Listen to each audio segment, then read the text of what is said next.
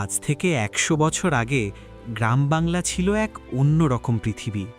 ছিল না বিদ্যুৎ, ছিল না মোবাইল, টিভি কিংবা ইন্টারনেট। তবুও মানুষ ছিল সুখী, কারণ ছিল একতা আর ভালোবাসা।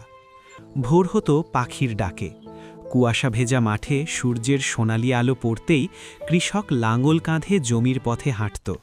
পাশে থাকত গরু আর মুখে থাকত পরিশ্রমের দৃঢ়তা। নদীর বুকে মাঝি নৌকা তাইত ধীর ছন্দে, জেলেরা জাল ফেলত আশায় ভরা চোখে। সন্ধে নামলে মাটির ঘরে জ্বলে উঠত মোমবাতির আলো। শিশুরা পড়ত, দাদা দাদি গল্প শোনাতেন পুরনো দিনের কাহিনী। আর পূর্ণিমার রাতে চাঁদের আলোয় ভরে যেত পুরো মাঠ। সবাই একসাথে বসে গল্প করত, হাসত, সময় কাটাত। সে ছিল প্রযুক্তিহীন এক পৃথিবী, কিন্তু হৃদয়ে ছিল অফুরন্ত আলো।